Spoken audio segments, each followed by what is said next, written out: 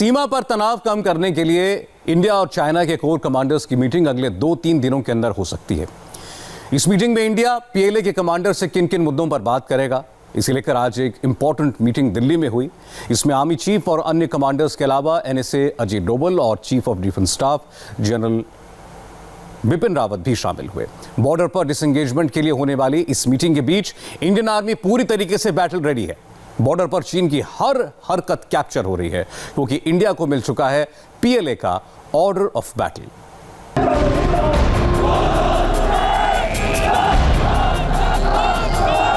Peoples Liberation Army का order of battle.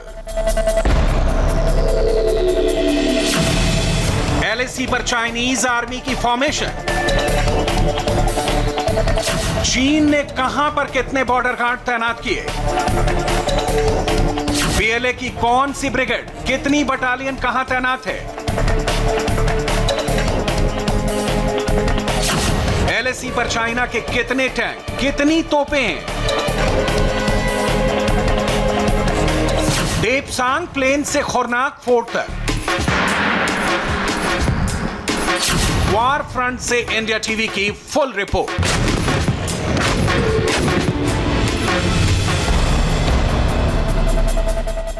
मई 2020 में China की घुसपैठ से शुरू हुआ एलएसी का तनाव युद्ध के खतरनाक मोड़ तक पहुंच चुका है। वास्तविक नियंत्रण रेखा के आर पार इंडिया और चाइना के सोल्जर्स आंख से आंख लड़ा रहे हैं। टैंकों, तोपों, मिसाइलों, anti aircraft gun, anti tank guided missile, armoured personnel carrier सैकड़ों की कतार में आमने सामने खड़े हैं। फाइटर प्लेन्स आसमान से बाज जैसे निगरानी कर रहे हैं तो अटैक हेलीकॉप्टर सॉर्टीज भी सुपर स्पीड से चल रही है।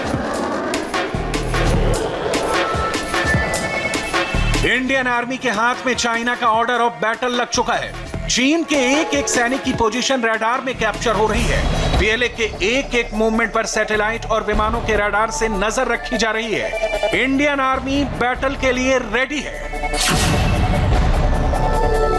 एलएसी पर चीन की एक एक चाल का भारत को पता है।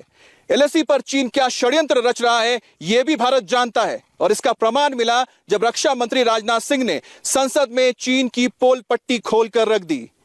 ऑर्डर ऑफ बैटल चीन का क्या है यह भारतीय सेना जानती है। उन्हें पता है कि चीन के कितने रेजिमेंट, कितनी फोर्सेस, कितने टैंक, कितने आर्टिलरी गन, ये तमाम चीजें एलएसी पर कहां पर तैनात हैं और इसका इस्तेमाल किस तरह से हो सकता है। इंडिया और चाइना की आर्मी इस वक्त लद्दाख में इन मोर्चों पर आमने सामने है। Depsang plain, Gogra, Galwan valley, Spanggur gap, Khurnak fort, Pangong lake, hot spring, Chushul, Mukpari. China की आर्मी कुल 5 थिएटर कमांड्स में बटी हुई है। Eastern theatre command, south theatre command, western theatre command, उत्तरी थिएटर कमांड और सेंट्रल थिएटर कमांड। पीएलए के पूर्वी थिएटर कमांड का हेडक्वार्टर नानजिंग में है। दक्षिणी थिएटर कमांड का हेडक्वार्टर गुआंगझो में है। उत्तरी थिएटर का शेनयांग में है। सेंट्रल थिएटर कमांड का हेडक्वार्टर बीजिंग में है और पश्चिमी थिएटर कमांड का हेड ऑफिस चेंगडू में है। लद्दाख का India China border People's Liberation Army की वेस्टर्न थिएटर कमांड के अंदर आता है। इंडिया के साथ लगने वाली सीमा पर तैनात पीपल्स लिबरेशन आर्मी के जवान वेस्टर्न थिएटर कमांड की साउथ शिनजियांग मिलिट्री डिस्ट्रिक्ट के कमांड में आते हैं। पीएलए की इस मिलिट्री डिस्ट्रिक्ट की कमान मेजर जनरल लियू लिन के हाथ में है। वहीं इंडियन आर्मी की ओर से इस मोर्चे की जिम्मेदारी 14th कोर की है जिसके कमांडर हैं lieutenant general Harinder Singh. Western theatre command के कहने पर साउथ शिनजियांग के military commander major general Liu Lin ने एलएसी पर अपने जवानों को और हथियारों को तैनात किया और उसकी काट के लिए लद्दाख में मौजूद 14 कोर के core commander lieutenant general Harvinder Singh ने मिरर डिप्लॉयमेंट की ताकि वो चीन को रोक सके। मुकपारी से लेके रचिल्ला तक भारतीय सेना को डिप्लॉय किया गया और खास तौर पे वहां पर जो ऊंचाइयां हैं उन पर भी हमारे फोर्सेस ने अपना अधिकार जमाया और वहां पर एंटी टैंक मिसाइल्स को लगाया गया है जो गाइडेड मिसाइल्स हैं जिसके जरिए दूर से ही चीन के चाहे टैंक्स हो, आर्टिलरी गन्स हो या फिर बख्तरबंद गाड़ियां हो उनको तबाह किया जा सकता है। इसके साथ ही अगर चीन कोई रात को हिमाकत करता है उसे रोकने के लिए खास रडार भी लगाए गए हैं और नाइट विजन डिवाइसेस भी यहां पर रखी गई है। बहुत से लोगों के मन में सवाल उठते हैं कि जब इंडिया और चाइना के कोर कमांडर्स की मीटिंग होती है तो भारत की ओर से तो लेफ्टिनेंट जनरल बात करते हैं, मगर पीपल्स लिबरेशन आर्मी का रिप्रेजेंटेशन मेजर जनरल करते हैं। इसे आप ऐसे समझिए, इंडियन आर्मी और पीपल्स लिबरेशन आर्मी की रैंकिंग बिल्कुल अलग अलग होती है। हमारे यहां सबसे ऊपर जनरल होता है, वहां पर कर्नल जनरल होता है। दोनों सेनाओं में लेफ्टिनेंट जनरल और मेजर जनरल की रैंक बराबर होती है। हमारे यहां ब्रिगेडियर के बराबर चीन की आर्मी का सीनियर कर्नल होता है। इसके बाद colonel, lieutenant general, major, captain तक दोनों सेनाओं में एक जैसी रैंक होती है। लेकिन इंडियन आर्मी में लेफ्टिनेंट रैंक होती है, जबकि चीन में फर्स्ट लेफ्टिनेंट। भारतीय थल सेना में 9 ऑफिसर रैंक होती है, वहीं चीन में 11 रैंक होती है। फर्स्ट लेफ्टिनेंट के बाद सेकंड लेफ्टिनेंट आता है और ऑफिसर रैंक की शुरुआत होती है ऑफिसर कैडेट से।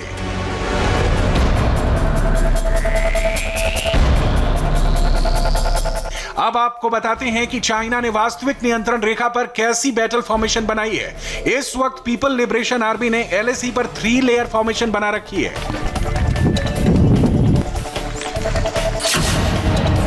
पहली लेयर है चाइना की बॉर्डर गार्ड्स रेजिमेंट की। चाइना की यह टुकड़ी इंडो तिब्बत बॉर्डर पुलिस की तरह अर्धसैनिक बल है। PLA के 362 बॉर्डर गार्ड रेजिमेंट और 363 border guard regiment Pangong lake से फिंगर 4 एरिया पर तैनात हैं। फिंगर 4 एरिया में इंडिया डोमिनेट कर रहा है। 18,000 फुट से भी अधिक ऊंचाई की चोटियों पर हमारे जवान बैठे हैं, जिन पर नजर रखने की जिम्मेदारी चाइना के बॉर्डर गार्ड्स की है। चाइना ने बॉर्डर पर फोर्स की जो दूसरी लेयर बनाई है, उसमें PLA की 4 highland motorised, 6th highland mechanised division, 7, 8 और 11th motorised infantry division red army, 12th motorised infantry division, 5th motorised, 5 mechanised infantry regiment के जवान डिप्लॉय किए गए हैं। चाइना ने अपने वेस्टर्न कमांड के इन डिवीजन और रेजिमेंट्स को डेपसांग प्लेन से लेकर मुखपारी और हुनान कोस्ट तक इंडियन आर्मी के आमने सामने तैनात किया हुआ है। चाइना के डिप्लॉयमेंट की 3rd लेयर में उसकी मिसाइलें, अटैक हेलीकॉप्टर और फाइटर प्लेन है, जिन्हें पीपल्स लिबरेशन आर्मी ने शिनजियांग के काशगर से हुनान कोस्ट तक बैंक यानी पीछे की ओर तैनात कर रखा है। अब तक किसी भी चाइनीज प्लेन या हेलीकॉप्टर ने इंडियन एयर स्पेस में घुसने की कोशिश तो नहीं की है, लेकिन इंडिया के पास पक्की इंटेलिजेंस रिपोर्ट है कि LAC के उस पार पीपल लिबरेशन आर्मी एयरफोर्स भी एक्टिव है। हालांकि चाइनीज एयरफोर्स ने अभी LAC से दूरी बना रखी है। चाइनीज PLA ने करीबन 1500 से 2000 जवानों की संख्या में फिंगर 4 से खुन्नाक फोर्ट तक अपने जवानों की तैनाती की है।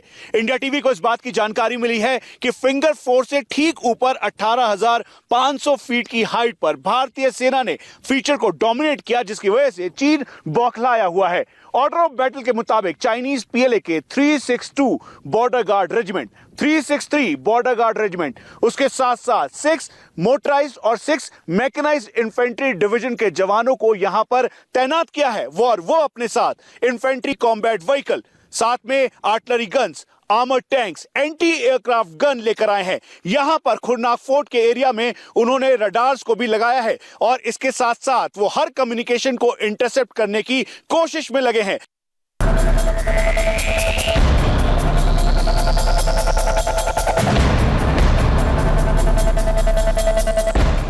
बॉर्डर पर चाइना के किसी भी मिस एडवेंचर को काउंटर करने के लिए इंडिया ने भी मिरर फोर्स डिप्लॉयमेंट कर रखा है। मतलब इंडिया ने भी उतने ही सैनिक और हथियार सीमा पर तैनात कर दिए हैं जितने PLA ने डिप्लॉय कर रखे हैं। लद्दाख में इंडिया के आन बान और शान की रक्षा की जिम्मेदारी इंडियन आर्मी और ITBP के जवान मिलकर संभाल रहे हैं।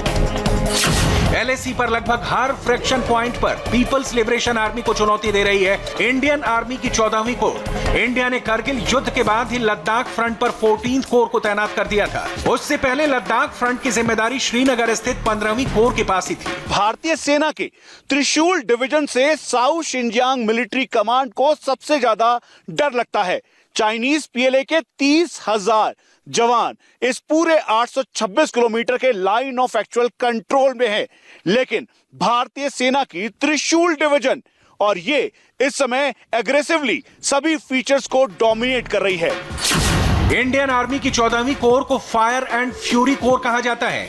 इस कोर में 3 इन्फेंट्री डिवीजन है, 8वीं माउंटेन डिवीजन, एक सियाचिन ब्रिगेड और एक आर्मर्ड ब्रिगेड है और एक रिजर्व इन्फेंट्री ब्रिगेड है। 3 इन्फेंट्री डिवीजन की 3 इन्फेंट्री ब्रिगेड भी है जो एलएसी पर तैनात है। इसमें से एक टैंक रेजिमेंट दौलत बेग ओल्डी के एडवांस लैंडिंग ग्राउंड पर भी तैनात है। 3 इन्फेंट्री डिवीजन जिसे इंडियन आर्मी की त्रिशूल डिवीजन भी कहा जाता है, इसका हेडक्वार्टर कारू में है जो लद्दाख से 40 किलोमीटर दूर है। इसके पास एक अतिरिक्त आर्टिलरी ब्रिगेड है। अकेले 14वीं कोर के अंडर करीब 150 टैंक और 100 से अधिक आर्टिलरी गन तैनात हैं, जो चाइना की किसी भी हरकत का मुंहतोड़ जवाब देने के लिए तैयार है।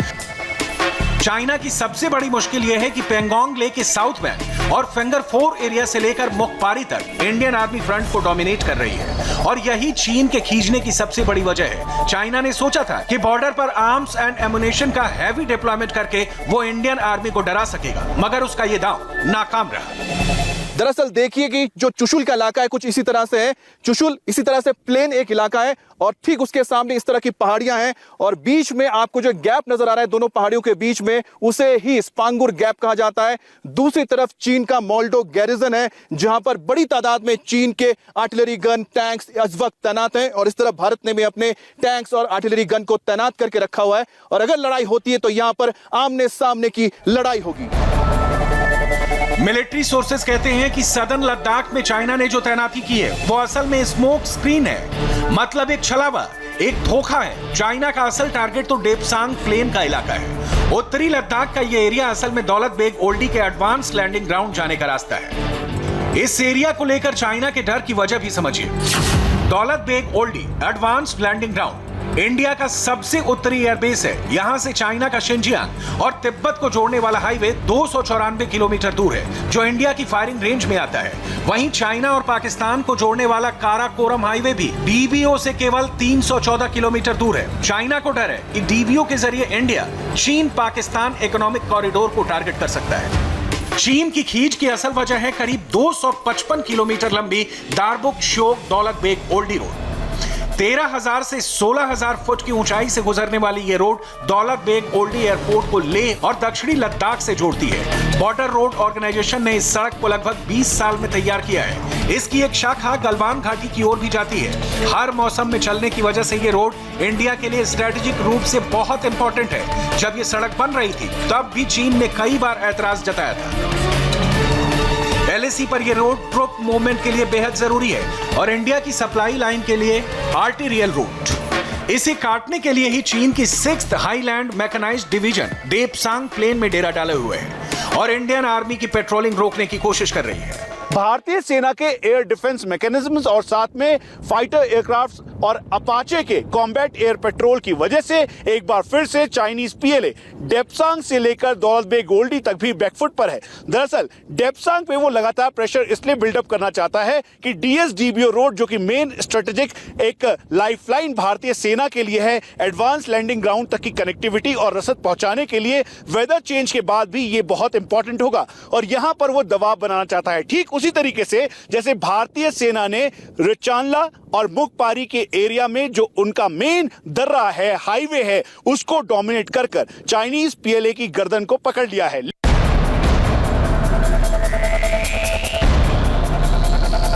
डेप्सांग प्लेन्स में 2013 में भी इंडिया और चाइना की फोर्सेस आमने सामने आ गई थी।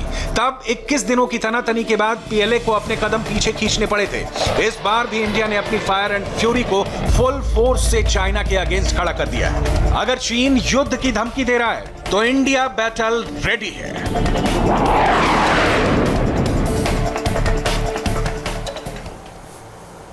चीन से ही हुए एक और वार